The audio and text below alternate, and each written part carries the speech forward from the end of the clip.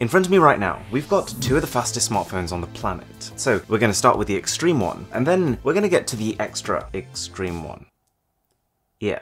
First up then is the RedMagic 5G. Pretty funky looking box. I quite appreciate something that's different. So first up is the smartphone. Weighty bit of kit at over 200 grams. A little insert with a funny hexagonal camera cutout. You've got a charger. Strangely, the phone can support insane 55-watt fast charging, but it only comes with an 18-watt charger. There's a black and red USB-C cable, and then manuals. So elaborate looking box, yes, but nothing really of note inside. But that's because pretty much all resources are being used to make the best possible phone. I will say this, the RedMagic 5G flies in the face of subtlety. It's a non-conformer from every angle compared to the sea of smooth, elegantly shaped flagship phones nowadays. But if anything, this is for people who just don't care. Or actually, if anything, people who are actively trying to be different. You've got hexagonal camera cutouts, you've got ridges and buttons and cutouts on every side of the phone. Even your volume rocker is ridged to accentuate this aggressive design, and there's a glowing logo on the back. The best way to describe this phone is basically as a market-leading spec sheet for a surprisingly affordable price. So get this, it starts at less than $600. The exact price isn't finalized yet,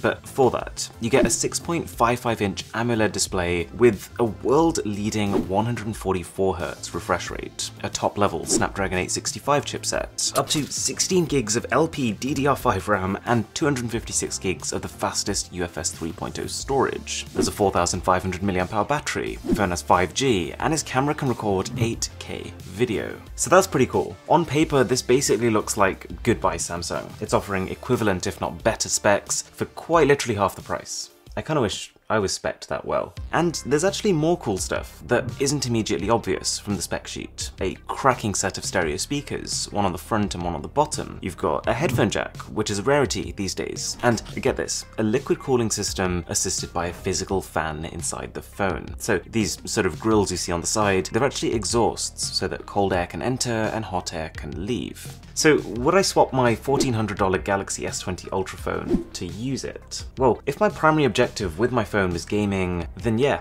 I probably would. First of all, this isn't just a case of let's throw everything into one phone and hope it works. The performance of the RedMagic speaks for itself. To give you an idea, on Antutu benchmark, while my Samsung scores a solid 500,000, this phone has the highest benchmark score I've ever seen, borderline 600,000. And while my phone, and a lot of phones, they'll start to kind of throttle their performance as they overheat, the RedMagic didn't. I mean, this is a phone that is built for sustained performance. But I will say, this fan, the one on the inside, can make quite a racket. Let me show you. So this is what it sounds like when you flick the switch and turn it into gaming mode.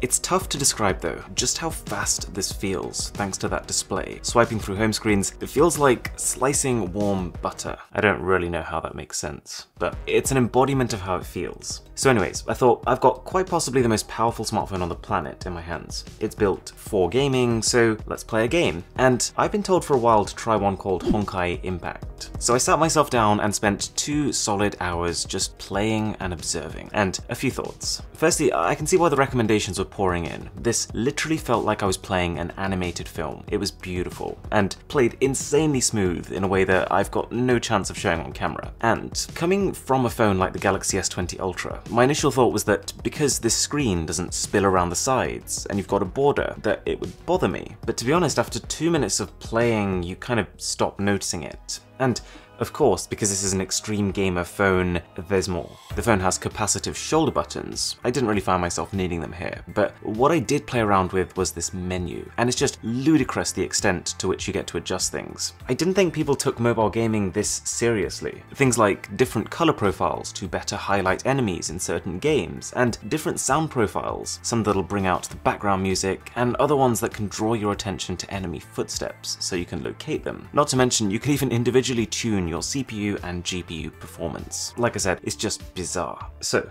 based on my time with it, would I recommend this phone to gamers? Yes. Is this the perfect phone that everyone should just drop what they're doing right now, run out and buy? Probably not. But I almost think with the right software, it could be. There's obviously a bunch of minor hardware things missing, things like wireless charging and an IP68 water and dust resistance rating, but the biggest problems I had with the phone were actually all software related. And to be honest, that's a good position to be in. For example, just the general software appearance. This user interface looks dated, kind of what people would have thought was cool 10 years ago, but credit where due, the phone has a sick charging animation, which actually changes based on whether or not the fan is spinning. But like, no camera app should ever look like this. Or just the camera itself. And let me be very clear, this is actually a perfectly good quality 64 megapixel camera. The hardware is there, and you can shoot genuinely usable 8K video from it. Like this shot right here, I could crop all the way in and it's still sharp. But the image processing software is where the problem lies. It doesn't handle dynamic range nearly as well as the sensor is capable of. And the AI on this phone, when it tunes the colors of your photos, it's so heavy-handed that your photos can swing from this to this, just depending on whether or not the phone recognizes what it's shooting. It is early software though, so we can cut it some slack. And for the most part, I'm excited to see where RedMagic goes with their affordable, extreme phones. Also, if you are enjoying this video, a sub to the channel would be amazing. But now, welcome to a smartphone that is more expensive, but in a lot of ways it dials things up to the next level. This is the BlackShark 3 Pro, and as well as the phone, the company sent the additional accessories that you could buy separately. I feel like I'm unboxing medical equipment here. So, there's a not Joy-Con, a controller for the phone, a European charging brick, because I'm assuming the phone's box has an American one. You've got the grip that allows you to attach the not Joy-Con onto, and a USB-C charging cable, and this is cool. They call this the Fun Cooler, which I thought was pretty hilarious considering it looks like anything but a piece of equipment that's messing around.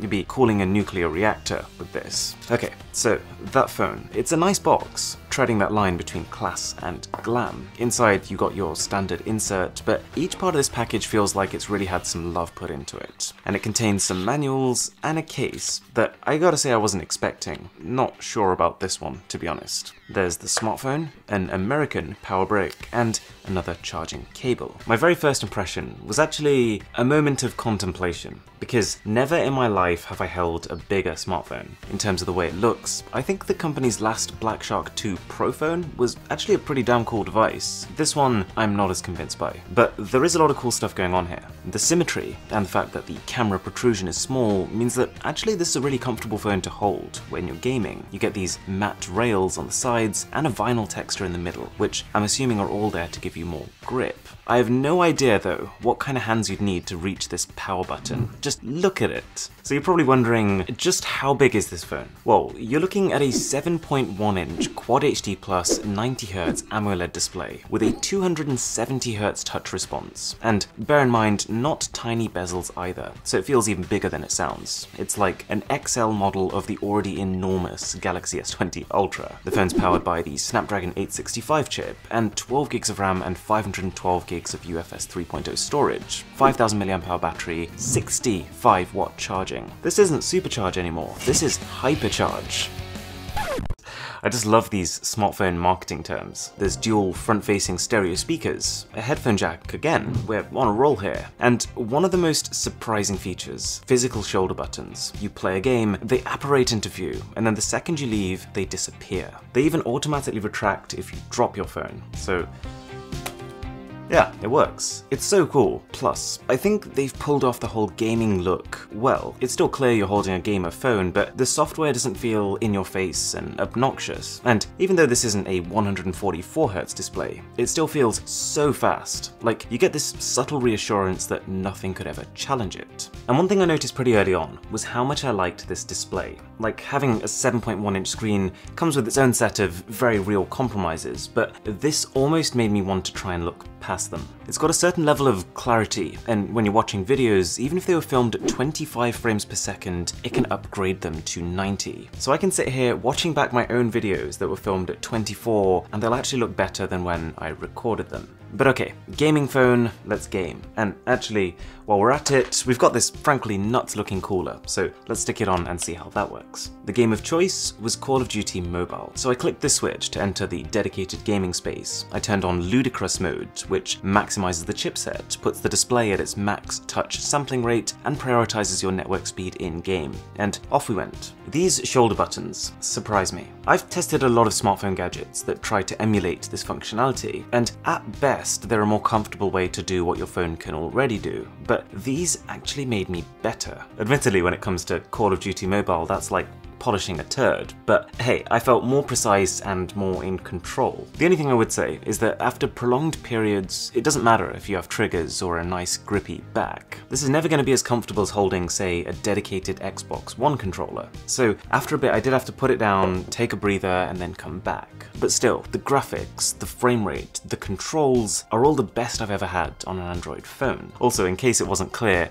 this cooler is unlike anything you've ever seen before. Yes, it has a massive fan on it, but the fan is just a part of it. The thing actually needs active power to work, because below that fan is effectively a freezer for your phone, so cold that when you take it off after playing, you literally feel like you want to leave it out in the sun to defrost. The phone is still lacking in the camera department, only slightly better than the RedMagic, and I can't stress enough that something of these dimensions is not for everyone. But there can be certain pros to having a gaming phone, things that are added in to make the gaming experience better, but they have a side effect of actually making the general phone experience better. For example, the dual stereo speakers added in to help you locate enemies when playing, they bring videos to life. The high-end haptic engine in the phone, built to give vibrations in-game, also just means that everything from typing to touching gives you really satisfying physical responses. Alright, so which of these phones would you pick? The RedMagic for around $600, or the BlackShark at closer to $700? Thanks for watching, my name is Aaron, this is Mr. Who's the Boss, and I'll catch you in the next one.